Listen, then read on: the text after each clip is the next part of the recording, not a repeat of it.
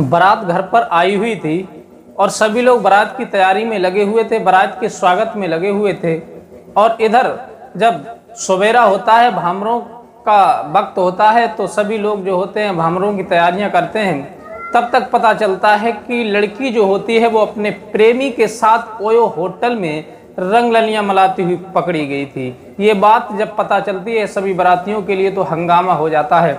आखिर ऐसा क्या हुआ था इस घटना के अंदर, ये पूरी सच्चाई जानने के लिए आप इस वीडियो को अंत तक जरूर देखते रहें। नमस्कार, मैं हूं रितेश कुमार, स्वागत है एक बार फिर आप सभी दर्शकों का सच्ची घटना चैनल में। साथियों, ये घटना है मध्य प्रदेश के गढ़वा की, जहां पर पिंकी नाम की एक लड़की रहती थी जो अपने भाई और अपनी बहन निशा के साथ रहती थी। इनका पूरा परिवार था अपने माँ बाप के साथ, जो थी पिंकी, निशा और इसका एक छोटा भाई था। वो तीनों लोग अपने माँ बाप के साथ रहते थे। लेकिन पिंकी जो थी शादी की योग जवान हो गई थी, लेकिन इसकी जो बहन थी वो भी इसी के बराबर की हो चुकी थी।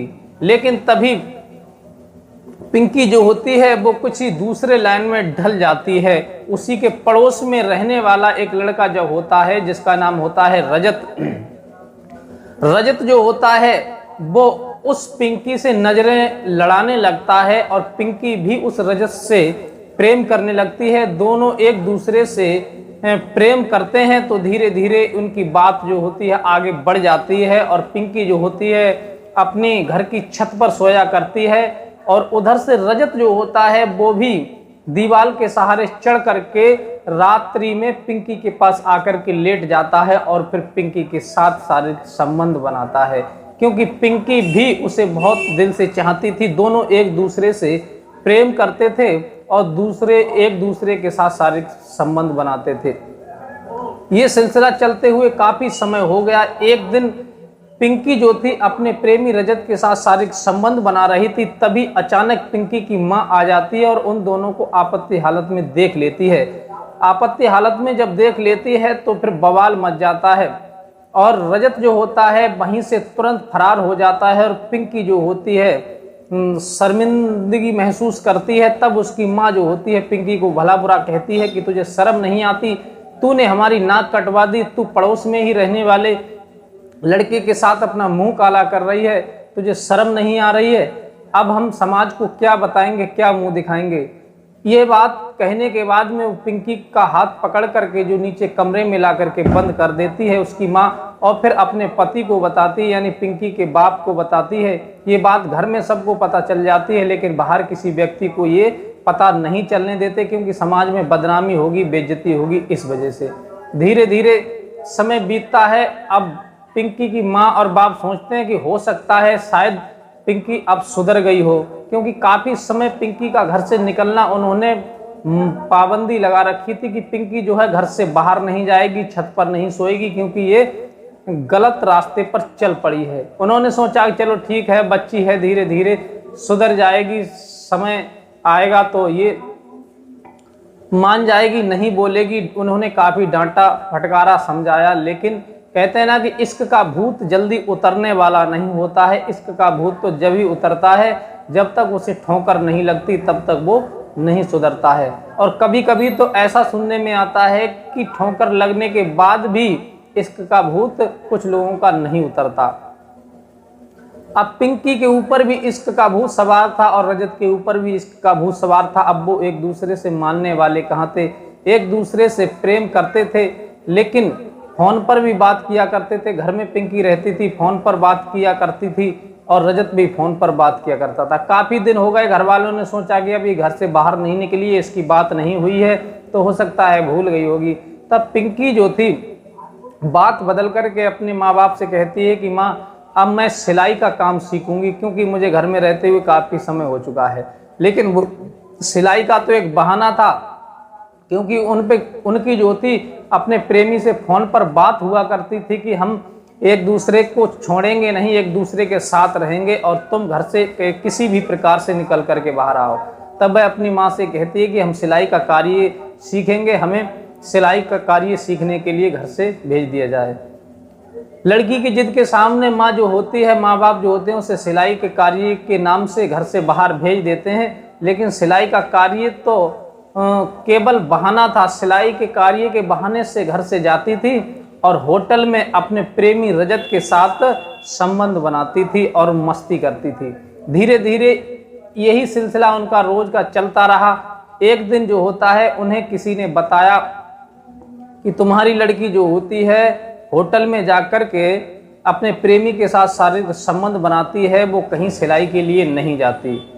ये बात पता चलने के बाद में उस पिंकी के पिता जो होते हैं, भाई जो होते हैं, वो उसे फिर से उसका घर से निकलना बंद कर देते हैं, उसका घर से बाहर जाना दुश्वार कर देते हैं कि अब ये घर में नहीं रहेगी। उसकी मोबाइल भी छीन ली जाती है। अब उसके पिता परेशान हो जाते हैं और वो कहीं दूसरी जगह जाकर के एक लड़के के लिए शादी के लिए चुन करके आते हैं। उन्होंने सोचा कि अब ये ऐसे मानने वाली नहीं है, इसकी शादी करने में ही भलाई है, क्योंकि ये समाज में बेइज्जती करा रही है, समाज में हमारी नाक कटवा रही है, चारों तरफ इंसान थू थू करेगा अगर इसकी शादी नहीं की तो। तब वो कहीं जाकर के एक अच्छा बर और घर देख करके पिंकी की शादी तय कर देते हैं। इधर तो धीरे धीरे समय बीतता है, बारात की सारी तैयारियां चल रही थीं, भामरों का टाइम होने वाला था, बारात आ गई और भामरों का टाइम आने वाला था। इधर तो भामरों की तैयारियां चल रही थी कि अब भामरे पड़ने वाली हैं, फेरे पड़ने वाले हैं। लेकिन पिंकी जो होती है फेरे पड़ने से पहले 1 घंटे पहले ही घर से निकल करके भाग जाती है अपने प्रेमी के पास। अब प्रेमी के पास जैसे ही पहुंचती है तो रजत कहता है कि हमने कोई तैयारी तो की नहीं है जाने की, अब क्या करें, अब इससे पहले चलते हैं होटल में रुकेंगे, वहां जानकारी भी है, तब तक इंतजाम कर लेंगे बाहर जाने का। इधर तो बारात घर पर आ चुकी है, भामरों की तैयारियां चल रही हैं, लेकिन पिंकी घर से भाग करके अपने प्रेमी के साथ होटल के कमरे में अपने प्रेमी के साथ मौज मस्ती कर रही थी, उसके साथ शारीरिक संबंध बना रही थी। तभी पता चलता है कुछ देर के बाद में कि लड़की जो है वो फरार हो चुकी है। ये बात दूल्हा को भी पता चल गया कि लड़की घर से फरार हो चुकी है अपने प्रेमी के साथ। इधर दूल्हा भी रुष्ट हो जाता है और शादी से इनकार कर देता है कि मैं इस लड़की के साथ शादी नहीं करूंगा, क्योंकि ये प्रेमी के साथ शादी के समय अपनी माँ बाप की इज्जत को ताक पर रख करके भाग गई। इसने अपनी माँ बाप की इज्जत नहीं देखी, तो हो सकता है कल को ये मेरे पास जाए तो मेरी भी इज्जत मिट्टी में मिला दे और फिर किसी दूसरे के साथ कोई संबंध बनाए, या फिर इसका प्रेमी ही ना छूटे, इसलिए मैं ऐसी बच्चन लड़की के साथ शादी नहीं कर सकता। अब तो बड़ी बेइज्जती वाली बात है। तभी उसका पिता जो होता है, पिंकी का भाई जो होता है, वो उस लड़की को इधर उधर तलाशने लगते हैं, खोजने लगते हैं। तब होटल के बाहर उसका भाई जो होता है वो रजत की मोटरसाइकिल को पहचान लेता है।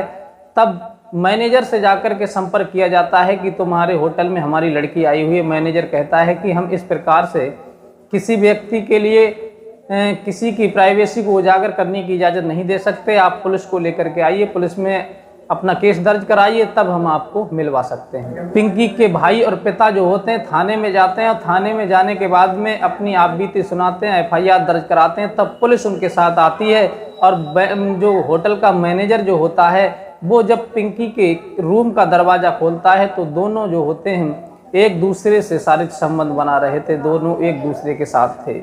ऐसी आपत्ति हालत में उन्हें पकड़ करके घर लाया जाता है और पुलिस जो होती है उस रजत के लिए गिरफ्तार करके जेल भेज देती है और पिंकी को घर ला करके बिठा लिया जाता है। तब वह लड़का कहता है कि मैं इस लड़की से शादी नहीं करूंगा। बारात वापस होने वाली थी, लड़की का पिता सोचता है कि अब तो मर जाना ही उचित है। घर से जब बारात वापस होगी, इस लड़की ने हमारी नाक कटवा दी, चारों तरफ थू थू हो रही है, बारात भी हंगामा करने लगी। तभी सभी लोग एकत्र हो जाते हैं, वहाँ पंच लोग भी आ जाते हैं, गाँव के और भी लोग होते हैं, रिश्तेदार होते हैं। कहते हैं कि देखो बारात वापस मत करो, पिंकी गलत है, लेकिन पिंकी की जो छोटी बहन है निशा वो गलत नहीं है, आप इसकी शादी इसके साथ कर दो। तब पिंकी की छोटी बहन निशा की शादी जो होती है वो उस लड़के के साथ कर दी जाती है और फिर उसकी विदाई घर से की जाती है हंसी खुशी के साथ में। अब पिंकी घर पे रहती है। अब आप विचार करें कि इसमें किसकी गलती रही, पिंकी की गलती रही या माँ बाप की गलती रही, क्योंकि पिंकी को ऐसा नहीं करना चाहिए था। क्योंकि उसके माँ बाप की इज्जत, आजकल के जो लड़के होते हैं, लड़कियां होती हैं, नौजवान जो होते हैं, वो अपनी माँ बाप की इज्जत को ताक पर रख देते हैं, मिट्टी में मिला देते हैं। वो ये नहीं सोचते आखिर बारात आने वाली थी, तुझे भागना था तो पहले भाग जाती, बारात वाले ही दिन तू भाग करके गई, कितनी बड़ी बेइज्जती की बात है। अगर वो छोटी वाली लड़की ना होती तो बारात बिना भामरे के ही, बिना दुल्हन लिए वहां से लौट करके जाती, तो समाज में कितनी बड़ी बेइज्जती होती। आज के नौजवान जो हैं अपने इश्क और हवस के चक्कर में माँ बाप की इज्जत को भी नहीं देखते, उनकी इज्जत को तार तार कर देते हैं। तो साथियों, हमेशा अपने घर पर नज़र बना करके रहें, सतर्क रहें, सावधान रहें। और मिलते हैं किसी अन्य सच्ची घटना के साथ। अगर आपको हमारी वीडियो अच्छी लगती है तो हमारे चैनल को सब्सक्राइब जरूर कर दिया करें। मिलते हैं किसी अन्य सच्ची घटना के साथ, तब तक के लिए नमस्कार।